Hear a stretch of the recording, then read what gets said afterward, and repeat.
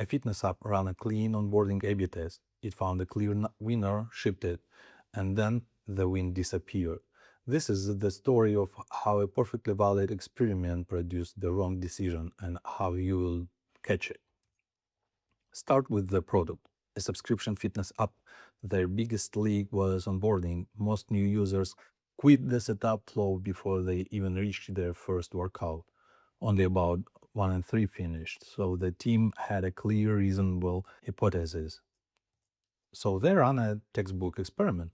Two onboarding flows. Traffic split 50-50 across all new users. Variant A was the control, the long form first flow. Variant B was the challenger, short, quiet, goal first, one metric, onboarding completion. And the result was clean, variant B won. Completion went from 34.4% to 40.5%, a 6-point lift, past significance. If you saw this dashboard, you will ship B. Anyone would. And to be fair to the team, they did everything right. Pre-registered metric, clean 50-50 split, run the full 3 weeks, statistically significant, stable day over day. By every rule of experimentation, this was a win. So they shipped B to 100%. Variant B rolled out to 100% of new users. The old flow was retired. On paper, onboarding was now a solved problem, and the whole company moved to the next thing. And here is the decision that seals it.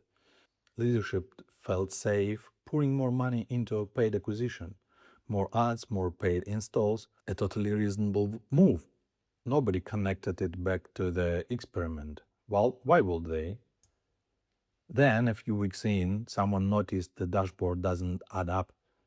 The experiment predicted completion around 40%, but live, with everyone on the winning flow, it's sitting at 28%. The exact variant that won is now underperforming the number it won with. Sit with that gap. They optimized for a 6-point lift, planned the roadmap and the budget around it, and instead, completion went down. Same variant, same product, same tracking, completely different reality. So the investigation starts. The obvious suspects are all cleared. Tracking was intact, no broken events, no code regression. B was definitely still live, no seasonality that explained it. Every check said that the data was right. So why didn't it match? Then the first real clue. Look at the total sign up over time. During the 3 test weeks, new sign-ups spiked way above normal. Far more traffic than the app usually gets, and nobody had flagged it because more sign-ups feels like good news, not a problem at all. Here is where the spike came from. A popular podcaster had featured the app's exact training method the same month. It went semi-viral, organic downloads surged right across the test window, and nobody inside the company knew it was happening. The experiment's audience had quietly changed underneath it. So they did the one thing that cracks the case. They stopped looking at the average and split the results by where the users came from. Paid accurate users versus organic users, because those are two very different people with very different intent when they land in your onboarding. And this is the whole case in one chart. Inside each group, the winner is different. For paid users, variant A actually won, 24 versus 19. For organic users, variant B won big, 52 versus 40. B never beat A across the board. B just won hugely with organic users, and suddenly there were a lot of them. Now bring in the mix. During the tests, thanks to the podcast, the crowd was about 65% organic. The group that loves B more, so the overall average got pulled up toward B's big organic number. B looked like the clear winner because the room was full of the people who happened to prefer it.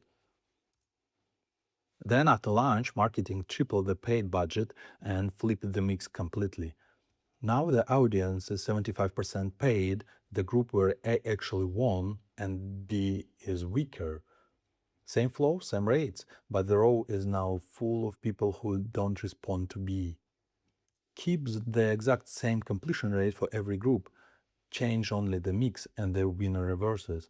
On the paid heavy post-launch audience, B lands around 27% and A will have beaten it.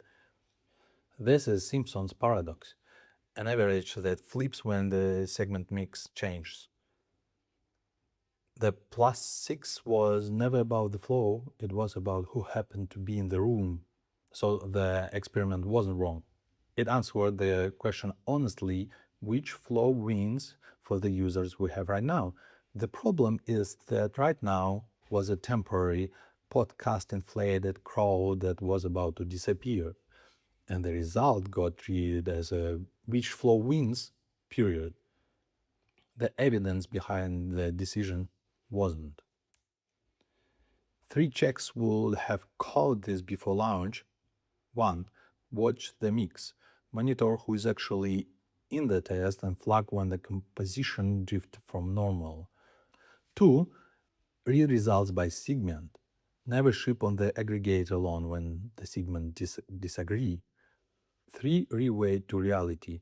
Project the result onto the audience you'll actually have after launch. None of these are exotic, they're just easy to skip when the headline number looks great.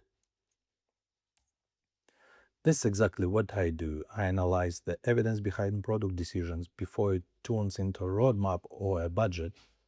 I can't promise you'll never miss something like this, but I make it far less likely. If you are about to make a big call on an experiment, come find me at my website. And if this was useful, subscribe because more real cases are coming.